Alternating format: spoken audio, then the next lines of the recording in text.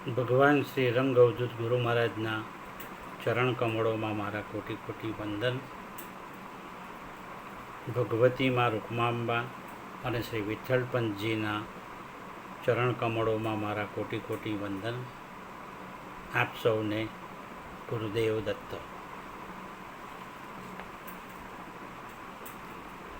પૂજ્ય બાપજી રચિત ભજન લાખों में કોઈ બિરલો એસો હે, એ ભજનમાં આપણે ગઈ વખતે જે પંક્તિ જોઈ તે આ પ્રમાણે છે. નિરાલંબ મેં કરે નિવાસા, છોડ દેહ અધ્યાસ, જગત તમાસા દેખે ઉદાસા, સદા સ્વયં પ્રકાશ. એની વાત આપણે આગળ કરી. હવે એ ભજનમાં આગળ પૂજ્ય બાપજી લખે છે કે નીંદ જાગ બિન અખંડ જાગે, નીંદ જાગ બિન અખંડ જાગે, કરે मौत से कुश्ती, आठों पास न सुपने स्पर्शे, बांधे संयम किस्ती. આ પંક્તિની સમજૂતી મેળવવાનો પ્રયત્ન કરીએ તો અહીં નીંદ જાગ બિન અખંડ જાગે એની વાત કરીએ તો બાપજીને અભિપ્રેત એવો જે વિરલો યોગીજન છે, લાખોમાં એક એવો વિરલો યોગીજન છે, એને શરીરની જે ત્રણ અવસ્થા છે, જાગ્રત અવસ્થા, સ્વપ્ન અવસ્થા અને સુષુપ્ત અવસ્થા, આ ત્રણેય અવસ્થાથી આવો યોગીજન મુક્ત હોય છે. એનો નિવાસ, એનું જે રહેવાનું છે એ તુરીય અવસ્થામાં છે અને એટલે જ એ પોતાના શુદ્ધ સ્વાત્મ સ્વરૂપમાં નિવાસ કરે છે. ત્રિગુણાત્મક અવસ્થાથી એ મુક્ત છે, ત્રિગુણાતીત છે.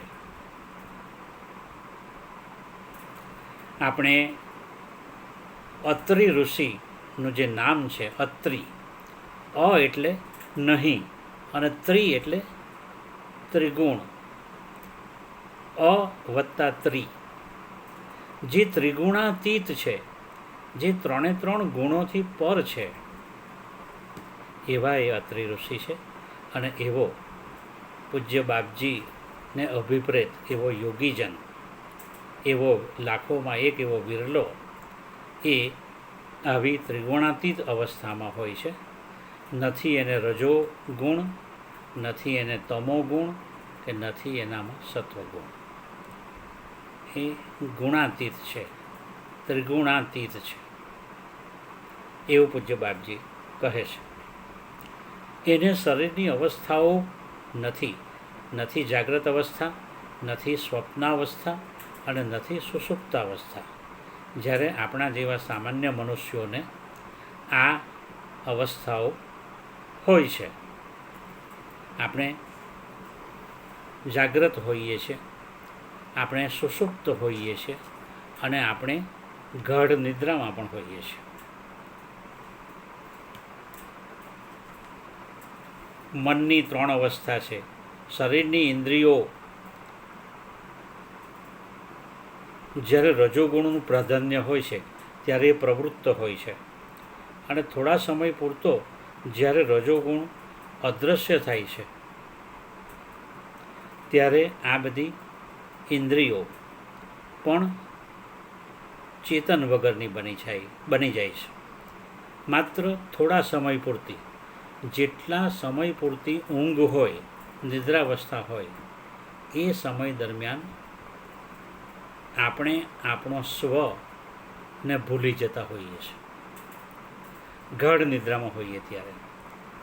અને જ્યારે તે વખતે મન પણ એકદમ શાંત હોય છે, એટલે ગાઢ નિદ્રાની અવસ્થા.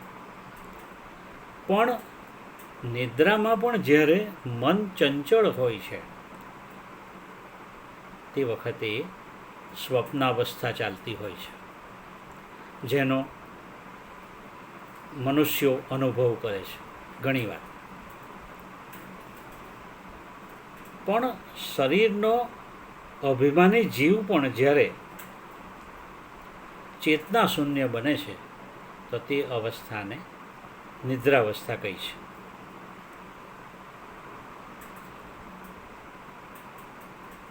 આમ ચેતના શૂન્ય જીવ ને શરીરનું પણ ભાન રહેતું નથી. પણ તે વખતે આગળ કહ્યું તેમ મન જો ચાંચલ્ય અનુભવતું હોય તો મનુષ્ય સ્વપ્નાવસ્થાનો અનુભવ કરે છે. પણ મન પણ જ્યારે શાંત બની જાય નિદ્રા દરમિયાન તો એ ટૂંકા સમયની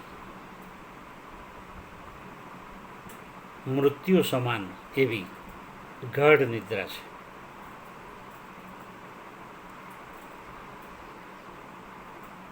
શ્રી કૃષ્ણએ ઉદ્ધવને આ વાત કરી હતી, બહુ જ વિશદ રીતે કરી હતી. એમાં આપણે ઊંડાણમાં ન જઈએ. આ જ વાત માંડુક્ય ઉપનિષદમાં પણ વિસ્તારપૂર્વક વર્ણવવામાં આવી છે. અન્યથા ગ્રહણ કરવાથી સ્વપ્ન, તત્વને નહીં જાણવાથી નિદ્રા, અને એ બંને ઉભય વિપરીત જ્ઞાનનો ક્ષય થાય ત્યારે તુરીય પદની પ્રાપ્તિ થાય છે. અને એટલા માટે પૂજ્યશ્રીએ લખ્યું છે કે નીંદ જાગ બિન અખંડ જાગે. આવા વિરલા યોગીજનને શરીરની 3 અવસ્થા સ્પર્શી શકતી નથી. જાગ્રત અવસ્થા, સુષુપ્ત અવસ્થા અને સ્વપ્નાવસ્થા. એનાથી એ પર હોય છે, એનાથી એ મુક્ત હોય છે. એટલે બાપજીએ લખ્યું કે નીંદ જાગ બિન અખંડ જાગે. આત્મતત્વનું એક લક્ષણ પૂજ્યશ્રી અહીંયા સમજાવ્યું છે કે રજોગુણના જે વિકાર છે કે તમોગુણના જે વિકાર છે એનાથી આત્મા મુક્ત છે. અને એટલે એને 3માંથી એકે અવસ્થાનો અનુભવ થતો નથી. અને એ વખતે આત્મા પણ જીવ ભાવે જ રહે છે, છતાં પણ તે બધી રીતે દ્રષ્ટા હોય છે. કેવળ જાગ્રત અવસ્થામાં રજોગુણનું સામ્રાજ્ય હોવાથી અહંકારના પરિણામે એ પોતે કરતા છે, પોતે ભોગતા પણ છે. અને તેથી અભિમાનને કારણે આવા બંધનો સર્જાતા હોય છે. સ્વપ્નમાં એ પોતે એવું માને છે કે હું આ બધી ક્રિયાઓનો કરતા છું, પણ ખરેખર એ ક્રિયાનો કરતા હોતો નથી. એ માત્ર જોનારો હોય છે, દ્રષ્ટા હોય છે. જાગ્રત અવસ્થામાં પણ જો એ કર્મો કરતો હોય અને છતાં એનું અભિમાન ન રહે તો તે વખતે એને કર્મના બંધનો બાંધનારા બનતા નથી. એ કામ કરે છે છતાં એ પોતે કર્તાભાવ નથી રાખતો. આ પરબ્રહ્મ મારી પાસે કરાવે છે એવો દ્રઢ ભાવ એણે કેળવેલો હોય છે. એટલે એને એ જે કંઈ કરે છે એનું બંધન થતું નથી. આગળ ચાલતા પૂજ્ય બાપજી કહે છે કે આવો વિરલો યોગીજન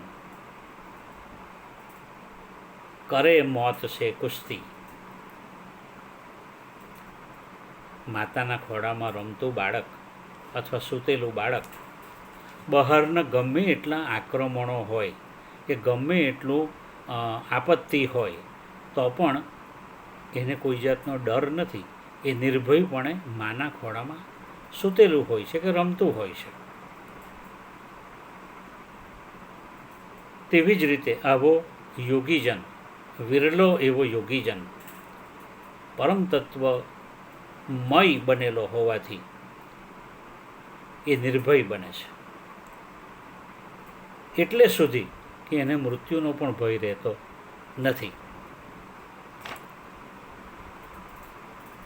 જેના ભયથી કાળ પણ કંપે છે, દોડાદોડ કરે છે, એવી એ યોગીજનની સ્થિતિ, એની અવસ્થા બને છે. એ કાયમી ધોરણે સદા સર્વદા એ નિર્ભય બની જાય છે. આપણને એ પ્રાપ્ત થતું નથી, કારણ કે આપણે દેહના દાસ છીએ. આપણે બધા જ આપણે દેહી છીએ એ વાત આપણે ભૂલ્યા છીએ. એક અન્ય ભજનમાં બાપજીએ લખ્યું છે કે આપ ભૂલા જગ સબ ભૂલાવે, એસો કામ ન આવે. આપણે ભૂલી ગયા છીએ આપણા આત્મ સ્વરૂપને. એટલે આપણે માટે એ કેવું છે, આકાશ કુસુમવત એ બાબત આપણે માટે છે. આવા યોગીજનને મૃત્યુનો ભય નથી એવું આપણે આગળ કહ્યું. એની આગળ યમરાજ પણ પરાજિત થાય છે. એવો એ નિરાલંબમાં નિવાસ કરનારો યોગીજન છે. અને એટલે બાપજીએ લખ્યું કે કરે મોત છે કુસ્તી. આવા નિર્ભય વચન પૂજ્ય બાપજીએ ઉચ્ચાર્યા છે. મૃત્યુ એટલે શું? આત્મા જન્મતો નથી કે મરતો પણ નથી. આત્મા અજ અને અવિનાશી છે. એનો જન્મ પણ નથી, એનું મૃત્યુ પણ નથી. એ નિત્ય છે, મુક્ત છે, સનાતન છે, શાશ્વત છે. અને નશવંત એવા શરીરમાં રહેવા છતાંય જે એવી ઉક્તિ છે કે ન હન્યતે હન્યમાને શરીરે, એ હણાતો નથી. આત્માના અવસાનનો કોઈ સંભવ નથી. દેહનું અવસાન થાય છે પણ આત્માનો નાશ થતો નથી. આવા દેહના મૃત્યુનો જરાય ડર નિરાલંબમાં નિવાસ કરનાર યોગીજનને રહેતો નથી. એ દ્રઢપણે એવું માને છે કે જ્યારે મારું પ્રારબ્ધ ક્ષીણ થશે, પૂરું થશે, ત્યારે આ દેહનું પતન થવાનું જ છે. પૂજ્ય બાપજીએ એક ભજનમાં લખ્યું છે, જ્યારે પતન થશે આ દેહનું. એટલે પ્રારબ્ધ ક્ષીણ થાય ત્યારે દેહનું પતન થાય જ. એ બાબત યોગીજન સારી પેઠે જાણતો હોય છે. જ્યારે આપણે એ જાણીએ છીએ ખરા, પણ સ્વીકારવા માંગતા નથી. માયા વેષ્ટિત આપણો જે આત્મા છે, એટલે કે જીવ, એ આપણને સ્વીકારવા દેતો નથી. અને એટલે મૃત્યુનો મનુષ્ય માત્રને ડર લાગે છે, ભય લાગે છે. જ્યારે આવા યોગીજનને એવો ડર કે ભય લાગતો નથી, કારણ કે એ સમર્થ છે.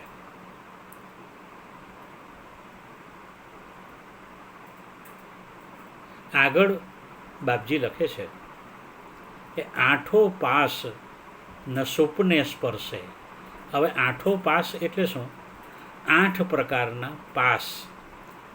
પાસ એટલે સકોરાનો સ, પાસ. આઠો પાસ ન સુપને સ્પર્શે. આવા વિરલા યોગીજનને 8 પ્રકારના જે બંધનો છે એ સ્વપ્નમાં પણ સ્પર્શી શકતા નથી. આઠો પાસને સુપને સ્પર્શે. હવે 8 પાસ એટલે કે 8 બંધન કયા? દયા, લજ્જા, ભય, શોક, નિદ્રા, કુલ, શીલ અને સ્વનું અભિમાન. આ 8 બંધનો છે. જીવ માત્રને આ 8 બંધનો, 8 પાસ બરાબર એને જકડી રાખ્યા છે. મૃત્યુથી પણ નિર્ભય બનેલા અવધૂત ભાખ્યા વિરલા યોગીજનને, એટલે કે આવા આત્મજ્ઞાનીને જગતના પ્રપંચના એ 8 બંધન જરા પણ સ્પર્શતા નથી.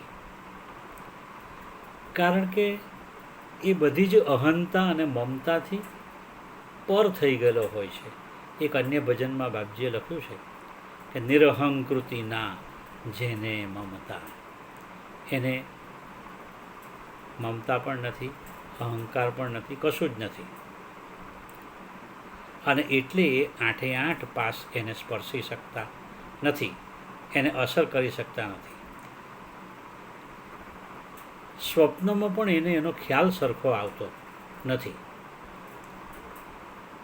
લજ્જા અને એવા બધા જે બંધનો છે એનો જે સંબંધ છે એ શરીર સાથે છે, ઇન્દ્રિયો સાથે છે, અને ઇન્દ્રિયોની સાથે સાથે વૃત્તિઓ સાથે પણ સંબંધ છે. જ્યારે આવો યોગીજનનો દેહાધ્યાસ જ છૂટી ગયો હોય, આપણે આગળ જોયું તેમ, તો એને એવી વૃત્તિઓ રહેતી જ નથી. અને એ ઇન્દ્રિયોને એણે બરાબર વશમાં કરેલી હોય છે. અને આત્મતત્વમાં એ સમરસ બની ગયો હોય છે. એટલા માટે એને આ જે 8 પ્રકારના બંધનો છે એ સ્પર્શી શકતા નથી. એ નિર્વિકાર છે. એનું મન શાંત અવસ્થામાં હોય છે અને માયાનું, મમતાનું જરા સરખું બંધન એને હોતું નથી. અને એટલે પૂજ્ય બાપજીએ લખ્યું છે કે બાંધે સંયમ કિસ્તી. અહીં બાપજીએ સંયમનો વિચાર કરવાનો સૂચવ્યું છે. હવે જ્યારે આપણે સંયમનો વિચાર કરીએ ત્યારે એ સમજણપૂર્વકનો સંયમ હોય છે અને વિશદ એવો સંયમ હોય છે. માત્ર સગવડિયો સંયમ નથી. સંયમની સાથે વિવેક બુદ્ધિનો જ્યારે ઉપયોગ થાય ત્યારે એ સંયમ દ્રઢ સંયમ કહેવાય, દ્રઢ નિગ્રહ કહેવાય. આવો મન ઉપર ગાઢ પ્રગાઢ એવો સંયમ કે નિગ્રહ આવા યોગીજને સાધેલો હોય છે. એની અહંતાપૂર્ણ વૃત્તિઓ ઉપર એણે વિજય પ્રાપ્ત કર્યો હોય છે અને એટલે એને વિષયોનું આકર્ષણ રહેતું નથી. અને એનો આવો દ્રઢ સંયમ શિથિલ થવાનો, ઢીલો થવાનો પણ કોઈ સંભવ રહેતો નથી. આવા વિરુલ પુરુષની માનસિક અવસ્થાનો ખ્યાલ આ રીતે બાપજીએ આપ્યો છે કે બાંધે સંયમ કિસ્તી. સંયમની કિસ્તી જેણે બાંધી છે, જેણે કટી મેખલા બાંધી છે, જે સંયમથી કટિબદ્ધ થયો છે, એ લાખોમાં એક એવો વિરલો યોગીજન છે એવું બાપજી અહીંયા જણાવે છે. અહીં હું મારી વાણીને વિરામ આપું છું. આ વક્તવ્યમાં કોઈ ભૂલચૂક થઈ હોય તો પૂજ્ય બાપજી મને ક્ષમા કરશો. ક્ષમસ્વાપરાધમ. આપ સૌને મારા ગુરુદેવ દત્ત.